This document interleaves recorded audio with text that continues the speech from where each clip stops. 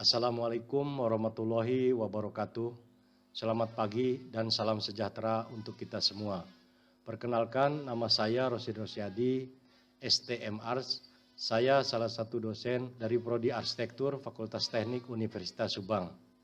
Pada kesempatan yang berbahagia ini, izinkan saya untuk menjelaskan salah satu mata kuliah yang saya ampu, yaitu Struktur Konstruksi 1 dengan bobot 3 SKS. Video ini dibuat dengan tujuan untuk memenuhi salah satu syarat Serdos tahun 2025, yaitu pernyataan diri dosen dalam unjuk kerja Tridharma Perguruan Tinggi atau PDD UKTPT, khususnya pada aspek pengajaran. Dalam menyampaikan pembelajaran mata kuliah kepada mahasiswa, saya menggunakan salah satu metode DIE, yaitu Delivery, Interaction, dan Assessment, di mana delivery adalah bagaimana cara saya membuat materi pembelajaran untuk membantu mahasiswa belajar dan memahami setiap materi yang disampaikan agar tujuan pembelajaran tercapai dengan baik. Interaction yaitu kegiatan tatap muka baik secara daring maupun secara luring antara dosen dan mahasiswa untuk saling berinteraksi dalam melakukan pembelajaran agar tujuan capaian pembelajaran terpenuhi. Sedangkan asesmen yaitu pemberian tugas terstruktur untuk mengukur dan mengevaluasi pengetahuan mahasiswa, yaitu tugas rutin, presentasi, topik pembahasan pada setiap minggunya, pembuatan soft drawing atau gambar kerja, dan pembuatan maket di akhir semester. Selanjutnya, tujuan daripada mata kuliah Struktur Konstruksi 1 adalah memberikan pengetahuan awal kepada mahasiswa tentang logika keberdirian suatu bangunan sederhana atau tidak berlantai, sistem struktur dan konstruksi, keberagaman material yang digunakan, sistem utilitas, dengan memperhatikan unsur estetika, keamanan, kenyamanan bagi para penggunanya. Lingkup bahasan pada mata kuliah struktur konstruksi adalah pelajari konsep arsitektur dan pembebanan pada bangunan sederhana atau bangunan lantai 1, bagian bawah bangunan atau lower struktur yaitu pondasi, subgrade struktur, slope, tengah bangunan atau middle struktur, mempelajari slab atau penutup lantainya, kolom dan dinding, dan rangka kusen. Bangunan atasnya atau disebut juga upper struktur, yaitu ring balek, struktur atap, dan penutup atap. Juga dipelajari juga utilitas bangunan, terutama praktek penggambaran jaringan elektrikal dan sistem plumbing atau pemipaan. Selanjutnya, capaian pembelajaran lulusan pada mata kuliah Struktur Konstruksi 1 ini adalah pertama, menunjukkan sikap bertanggung jawab atas pekerjaan di bidang keahliannya secara mandiri. Kedua, mampu menunjukkan kinerja mandiri, bermutu, dan terukur dalam kegiatan perancangan bangunan. Ketiga, mampu merancang bangunan sederhana dalam bentuk grafis, tulisan, dan model yang komunikatif. Keempat, mampu menguasai dan menjelaskan sistem struktur, yaitu lower struktur, middle struktur, dan upper struktur pada bangunan sederhana. Selanjutnya, capaian pembelajaran pada mata kuliah atau CPMK pada mata kuliah struktur konstruksi ini ada 5, yaitu 1. Menjelaskan dan menerapkan sistem struktur pada bagian bawah, lower struktur, pada bangunan sederhana.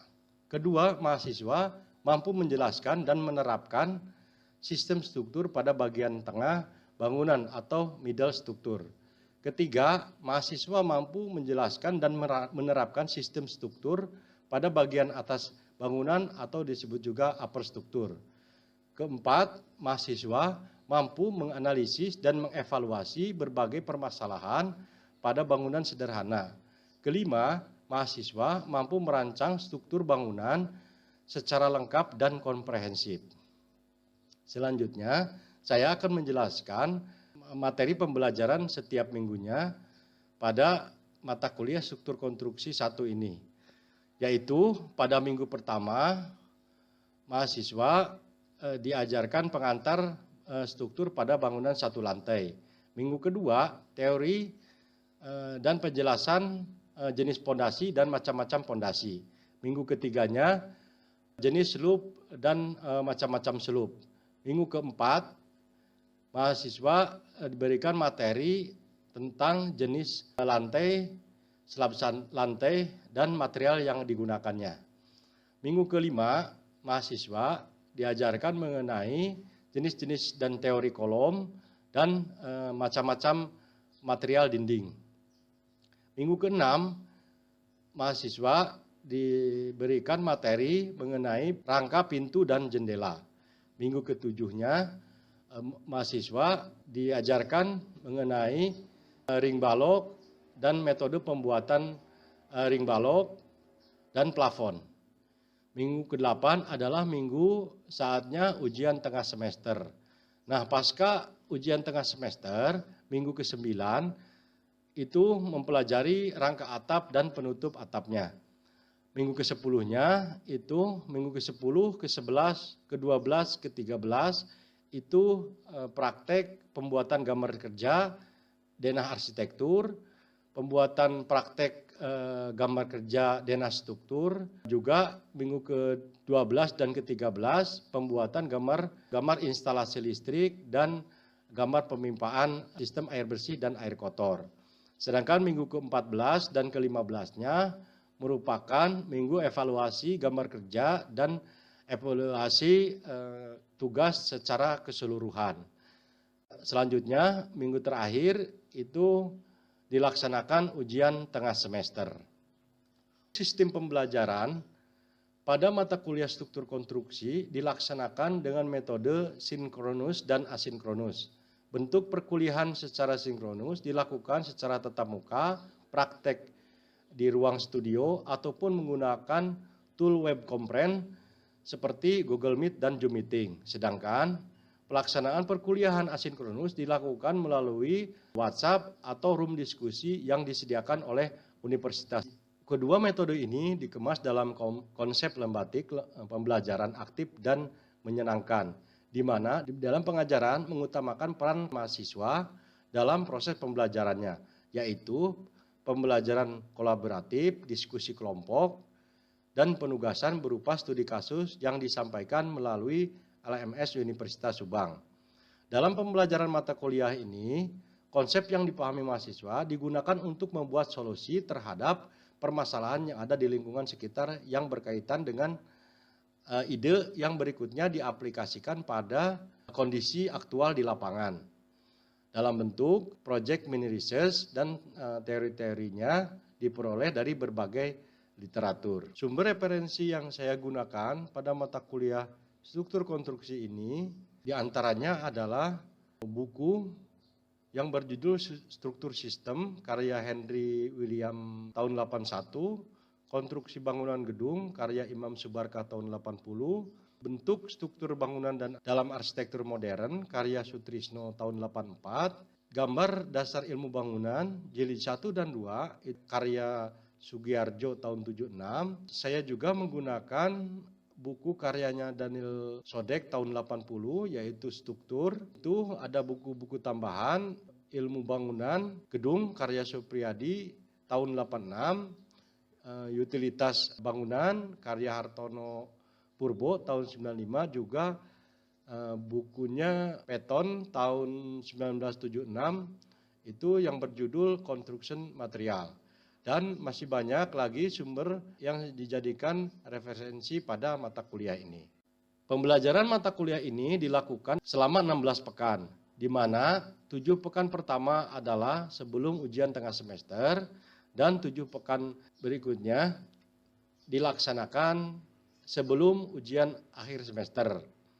Dalam kontrak perkuliahan, memuat hak dan tanggung jawab dosen dan mahasiswa selama proses pembelajaran dari awal pertemuan hingga akhir disajikan dalam bentuk schedule pembelajaran, sehingga mahasiswa sudah mengetahui gambaran perkuliahan serta penilaian dan strategi untuk menghasilkan atau mendapatkan hasil yang maksimal di akhir perkuliahan ini.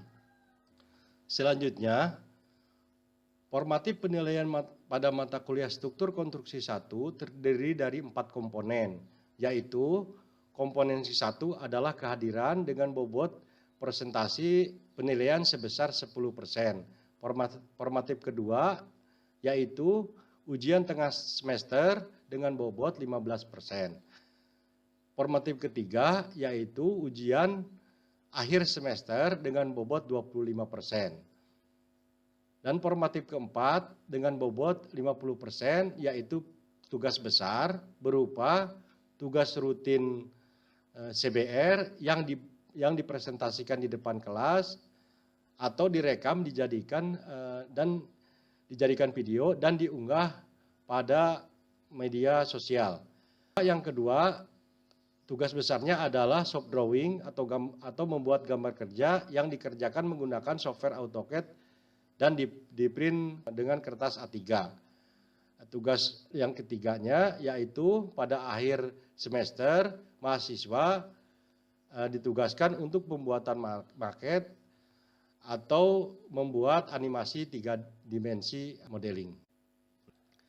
Untuk penilaian sikap terdapat 10 indikator penilaian, yaitu penilaian estetika, komunikasi, kejujuran, tanggung jawab, kerjasama, ketangguhan, kepedulian, kedisiplinan, ketekunan, kemandirian, dan juga keberinisiatifan.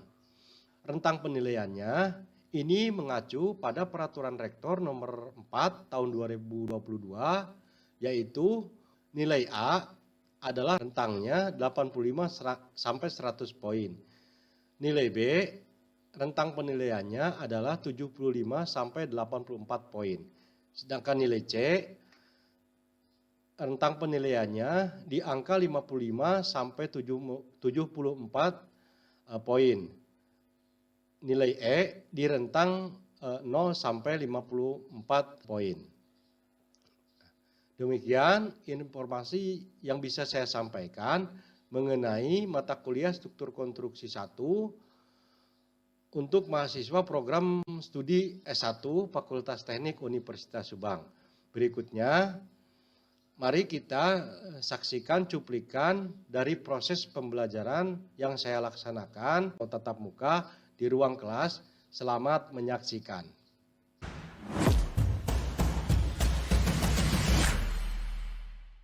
Assalamualaikum warahmatullahi wabarakatuh. Waalaikumsalam warahmatullahi wabarakatuh. Baik, sebelum kita mulai mata kuliah struktur konstruksi 1, kita berdoa dulu ya, menurut agama dan kepercayaannya masing-masing. Berdoa dimulai.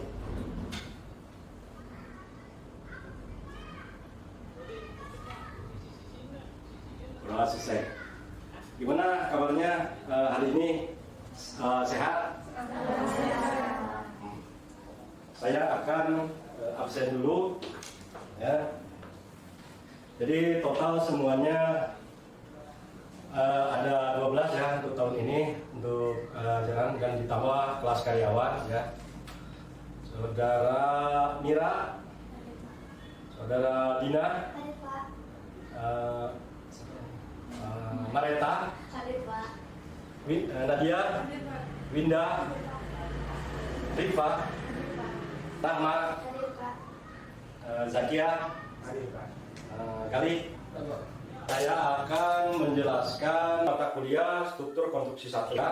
Tapi sebelum ke pembahasan, saya akan menerangkan deskripsi daripada mata kuliah ini adalah memberikan pengetahuan awal tentang logika keberdirian bangunan sederhana ya, atau tingkat rendah. Struktur konstruksi ini akan mempelajari tentang keberagaman material yang akan digunakan, sistem utilitas dengan memperhatikan unsur estetika, kebutuhan, dan kenyamanan pengguna. Aturan perkuliahan absensi, schedule pembelajaran, aturan pekerjaan tugas, sistem penilaian, dan materi pembelajarannya. Langkah kedua, saya akan menerangkan capaian pembelajaran prodi, kemampuan apa saja yang diharapkan dari CPL 1, kan sikap tanggung jawab atas pekerjaan masih di bidang keahliannya secara mandiri. CPL prodi kedua mampu menunjukkan kinerja mandiri, bermutu, terukur di dalam kegiatan rancangan bangunan. khususnya pada mata kuliah struktur konstruksi 1. CPL ketiganya mampu merancang bangunan sederhana dalam bentuk grafis, tulisan, dan komunikatif. CPL keempat mampu menguasai dan melaksanakan sistem struktur lower, middle, dan upper pada bangunan sederhana. Selanjutnya, PMK tanggung jawab atas pemilihan struktur yang digunakan dalam desain arsitektur ya. Misalkan kamu memilih fondasi, misalkan fondasi lajur ya, itu untuk ditempatkan di mana gitu ya. CPMK kedua dapat menyelesaikan tugas perancangan struktur baik mandiri maupun berkelompok. Ketiga, mampu mengaktualisasikan hasil rancangan dalam hal ini sistem struktur konstruksi bangunan satu lantai atau bangunan sederhana.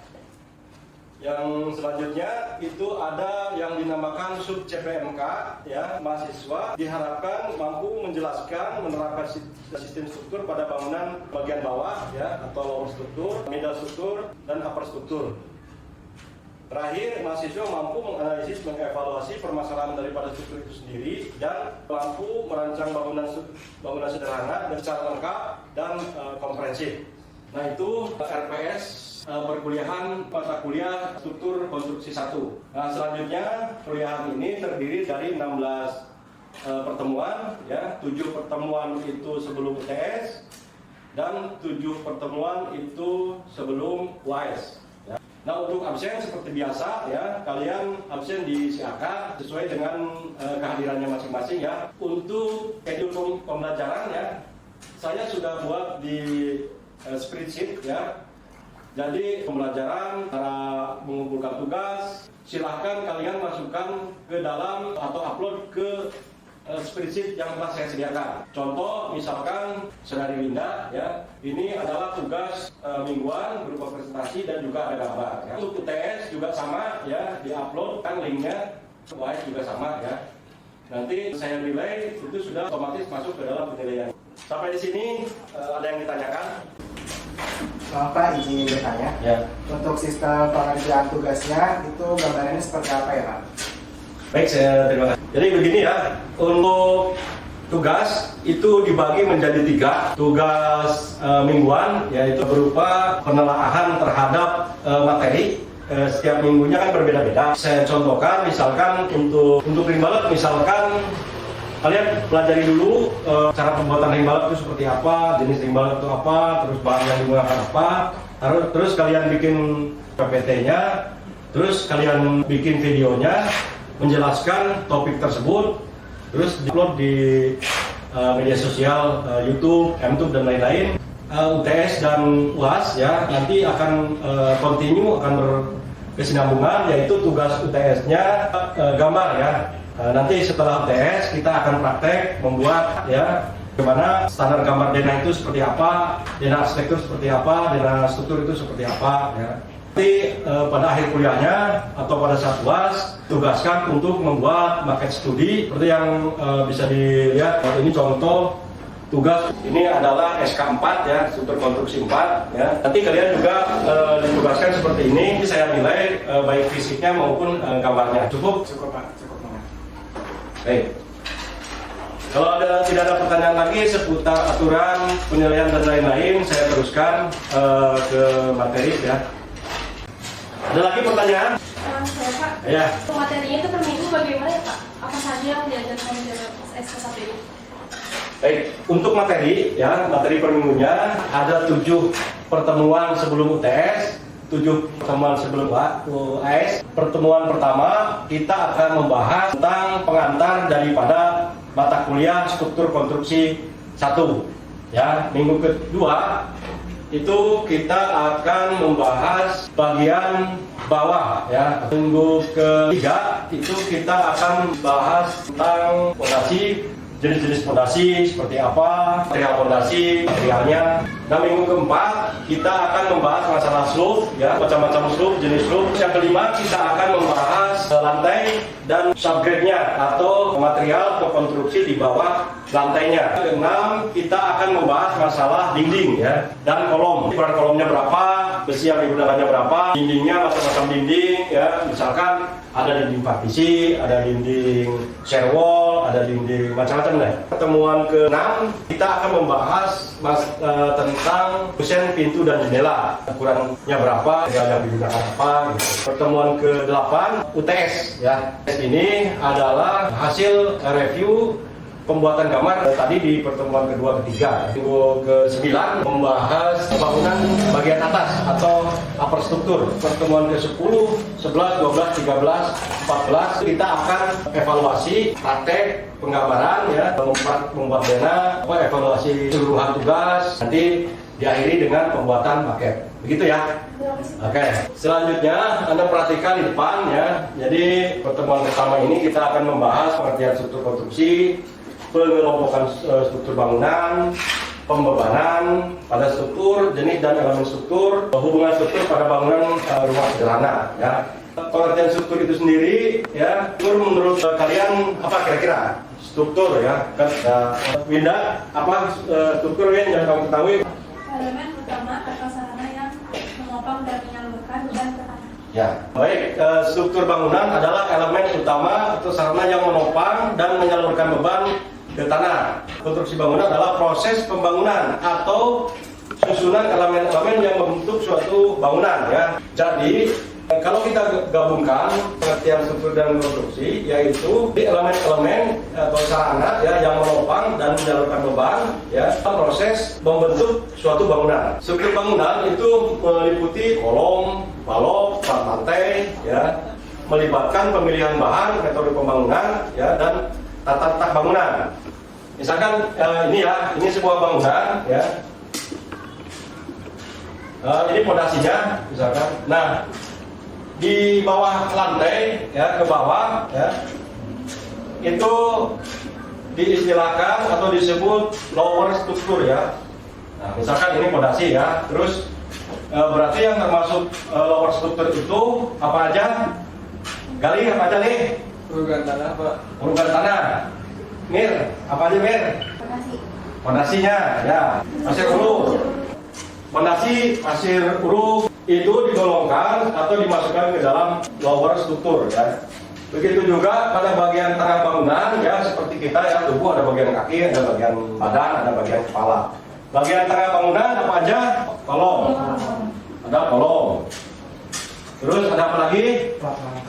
Ini kusen ya. Kusen, jendela dan pintu. Ada apa lagi? Ada dinding ya. Terus ada apa lagi? Nah, ini ya, bagian tengah ini atau kita sebut dengan middle struktur ya. Untuk bagian atas kita sebut juga bagian kepala ya. Ada apa aja di bagian atas? Ada kuda-kuda. Materialnya kayu. Terus jaringan. Apalagi?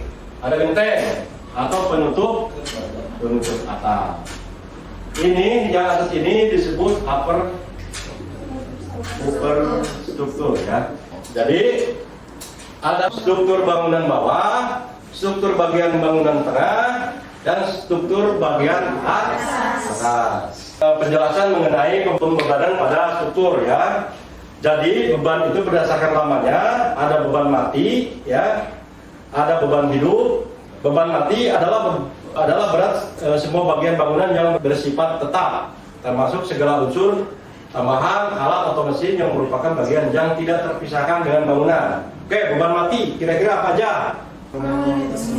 Ya, salah satunya itu. Beban hidup Ada penghuni ya, orangnya, terus struktur ya, itu contohnya ya. Beban hidup bukan beban masalah hidup ya.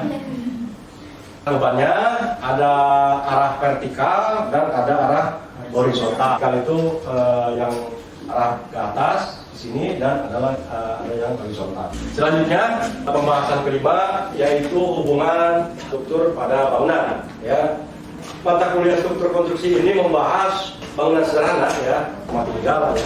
Jadi hubungan struktur pada bangunan rumah sederhana, misalkan fondasi dengan slope ya, terus hubungan slope dengan kolom praktis, hubungan antara kolom dengan balok, hubungan kolom dengan dinding bangunan itu seperti apa. Kalian bisa lihat, perhatikan di depan. Jadi fondasi bangunan adalah kolom ini berfungsi sebagai penahan seluruh beban ya. yang menyalurkan ke dalam tanah. Hubungan antara fondasi dengan slope itu adanya angkur ya. Di sini ini fondasi batu kali ya.